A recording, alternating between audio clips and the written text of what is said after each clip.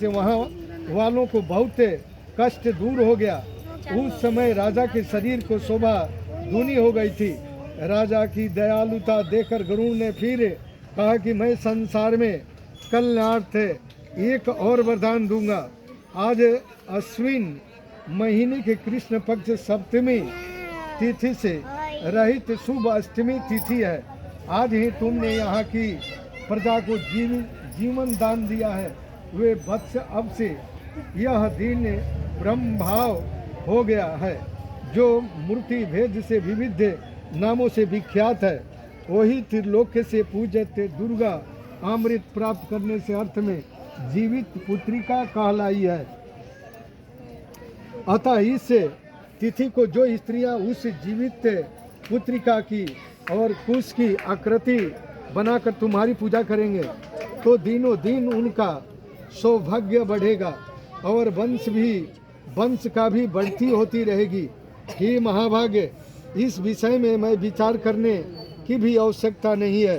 हे राजन, सप्तमी से रहित और उदय तिथि की अष्टमी को व्रत करें, यानी सप्तमी वृद्धि अष्टमी जिस दिन हो उस दिन व्रत न कर शुद्धि अष्टमी का व्रत करें और नवमी में पारण करें। यदि इस बार ध्यान न दिया गया तो फल नष्ट ही हो जाएगा और सौभाग्य तो अवश्य नष्ट हो जाएगा। जीवित वाहन की इस तरह की वरदान देकर गरुड़ वैकुंठ धाम को चले गए और राजा भी अपनी पत्नी के साथ अपने नगर को वापस चले आए। दौम्य द्रौपदी से कहते हैं कि हे देवी, मैंने यह अतिशय दुर्लभ व्रत तुमको बताया है। इसी व्रत को करने से बच्चे दीर्घ आयु होते हैं। हे देवी, तुम भी पूर्वोक्त विधि से यह व्रत और दुर्गा जी का पूजन करो तो तुम्हें अभिलाषित फल प्राप्त होगा। मुनिराज धौम्य की बात सुनकर द्रौपदी के हृदय में एक प्रकार का कौतूहल उत्पन्न हुआ और पूर्णवासिनी स्त्रियों को बुलाकर उनके साथ यह उत्तम व्रत किया। गौतम ने कहा कि यह व्रत और इसके प्रभाव से किसी एक चील ने सुन लिया और अपनी सखी सियारिन को बतलाया। इसके बाद पीपल वृक्ष की शाखा पर बैठकर उस चील ने और उस वृक्ष को कोठर में बैठकर सियारिन ने भी व्रत किया। चील सियारिन गुणगानी व्रत कर लो। फिर वही चील किसी उत्तम ब्राह्मण के मुंह से यह कथा सुन आई और पीपल के कोठर में बैठी हुई अपनी सखी सियारिन को सुनाया। सियारिन ने आधी कथा सुनी थी कि उसे भूख लग गई और वह उसी समय 100 से भरे हुए शमशान में पहुंची। वहाँ उसने इच्छा भर मांस का भोजन किया और चील बिना कुछ खाए पिए रह गए और सवेरा हो गया। सवेरे वह गौशाला में गई और वहाँ गौ की दूध पिया। इस तरह नवमी को उसने पारण किया। कुछ दिन बाद वे दोनों मर गए और अयोध्या में किसी धनी व्यापारी के घर में जन्मी। सुजोग से उन दोनों की जन्म लड़की के रूप में एक ही घर में हुआ। अब दोनों जानी सियारिन चील एक ही घर में एगो बनिया के घर में लड़की पैदा भइल लो, जिससे सियारिन ने ज्येष्ठ हुई और चील छोटी हुआ। वे दोनों बहनें सभी शुभ लक्षणों से युक्त थी, इसलिए बड़ी लड़की काशी राज की ओर, छोटी लड़की उसके मंत्री के साथ ग्रह पात्य अगिन के सामने विधि पूर्वक ब्याही गई। पूर्व जन्म के कर्म फल से वही मृगनयनी रानी हुई। जिस तरह किसी भी संतान को उत्पन्न करती वह मर जाती थी, सियारिन कोनो बच्चा के उत्पन्न कर सुनकर बच्चा मर जा। और पूर्व जन्म की बातें को स्मरण करने वाली मंत्री को पत्नी ने अष्ट वसुओं से सदृश तेजस्वी 8 बेटे उत्पन्न किए और सभी जीवित रह गए। चिल्होरिन के साथ 8 गो बच्चा भैले सा, सब जीवित रह गए सा और जीवतिया के दिन मांस कैली, उनको कोनो बच्चे न दिए सा। अपने बहन के पुत्रों को जीवित देकर इस ईर्ष्या बस राजपत्नी ने अपने स्वामी से कहा कि यदि तुम मुझे जीवित रखना चाहते हो तो इस मंत्री के सभी पुत्रों को उसी जगह भेज दो जहाँ मेरे बेटे गए हैं, अर्थात उन्हें मार डालो। यह सुनकर राजा ने उससे मंत्री के पुत्रों को मारने के लिए कई प्रकार का उद्योग किए, पर मंत्री पत्नी ने जीवित पुत्रिका के पुण्य बल से बचा लिया। एक दिन राजा ने अपने आदमियों से उन पुत्रों की सिर कटवाकर पटरी में रखवाकर और वह पटरी उनकी माता मंत्री पत्नी के पास भेज दिया, किंतु वे 8 सिर बेशकीमती जवाहरात हो गए और भले चंगे भी 8 लड़के अपनी माता के पास से वापस चले गए। उनकी जीवित देखकर राजपत्नी को बड़ा विस्मय हुआ।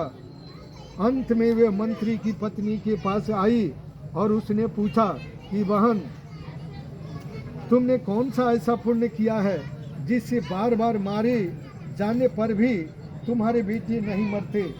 बार बार मुआवल जाओ तबो लोग पर बेटा चिल्होनिया के बेटवा ना मर सक। इस पर मंत्री की पत्नी ने कहा कि पूर्व जन्म में मैं चिल्ह थी और तुम सियारिन, दोनों ने व्रत किया था।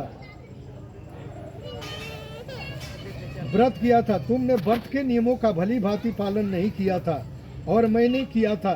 इसी दोष से हे बहनी, तुम्हारे बेटे नहीं जीते हैं। हे राजरानी, अब भी तुम उस जीवित पुत्रिका व्रत की निष्ठा पूर्वक करो तो तुम्हारे बेटे दीर्घ आयु होंगे। मैं तुम्हें सच सच कह रहा हूँ कि उसकी कथानुसार रानी ने व्रत किया, तभी से उसके कई बेटे सुंदर और दीर्घ आयु होकर बड़े बड़े राजा हुए। और सूजी स्त्री कहते हैं कि सब प्रकार के आनंद देने वाला मैंने यह दिव्य व्रत बतलाया। स्त्रियाँ चिरंजीवी संतान चाहती है तो विधि पूर्वक इस व्रत को करें। कथा इति श्री जीवित व्रत का कथा समाप्त है।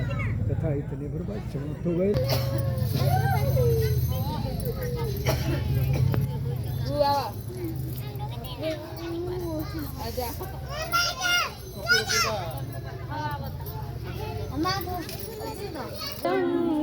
करुणावतारं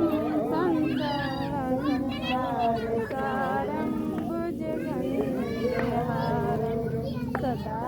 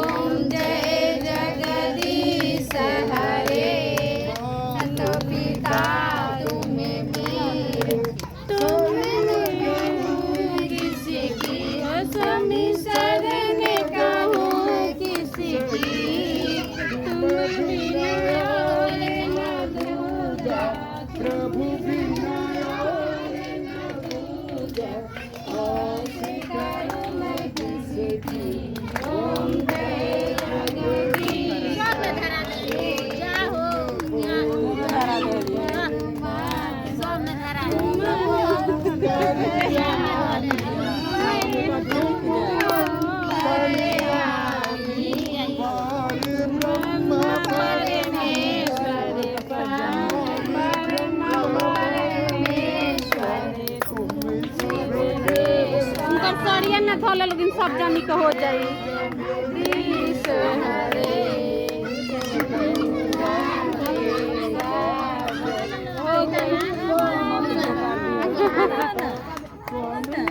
अलगाई से मंगला के गले मैं मूरख खले स्वामी कृपा करो भगता ओम जय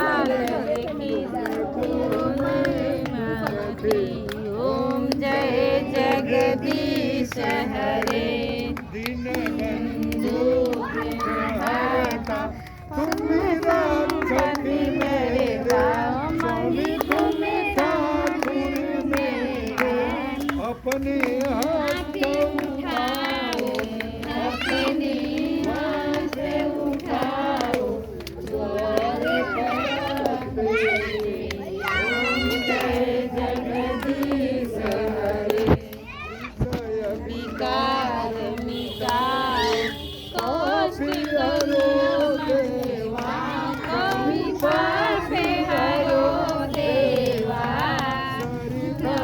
भक्ति जगाओ सरिधा भक्ति बढ़ाओ संविधान की सेवा ओम जय जगदीश हरे श्री जगदीश आरती जो कोई नर गावे हो सभी जो कोई नर गावे शिवानंद स्वामी भक्त शिवानंद स्वामी सुख संपत्ति गावे ओम जय जगदीश हरे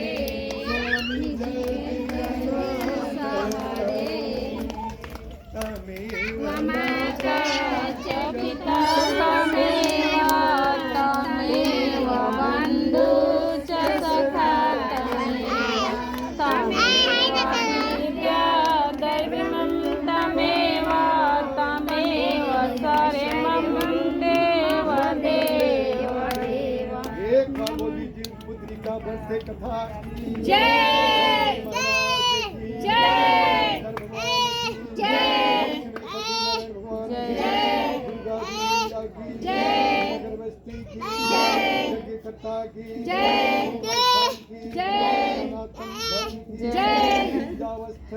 जय बोलो बोलो बजरंग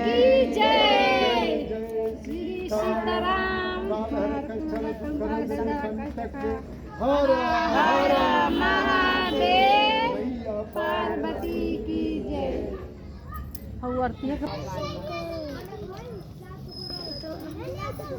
वीडियो बनाता कि ना रे बना बा हमार वीडियो आइल बा तोर मम्मी छोड़ दियन सारा लोग बना कही तो खावल ना कोई पानी जीव के गोड़े लागल लोग तोर मम्मी हमार मम्मी आइल एक ना अपन अपन जीवतीय पूछ लो ले लो तोरा ना चिन्ह तोर ए बड़की माई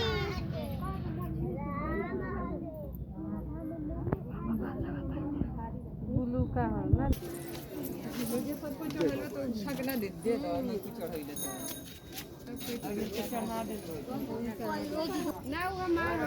हमारे सोने वाला ना हम पियर ना लाल वाला एही में होई कि ना होई दियावा मत बुता दिया लोग होई हमारे लाल हमारा हाई रहल हाई कौन है मैं चिन्ह लगी है हाय हमारा हाय के करो हाय करो जही तो अपन अपन हो के कर दू बात तीन तीन गो गो एक हमनी तीन आदमी का रहा दे है ना तो और क्यों के बा पूजा कर रही पानी में क्यों भैया वो पंडित जी के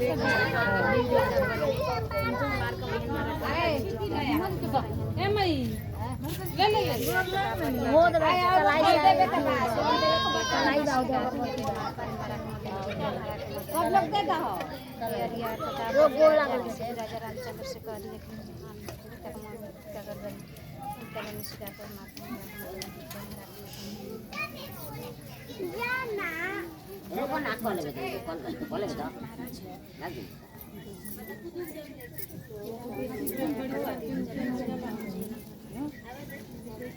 उठौले अब लो बुझिए से लोटो उठा लियो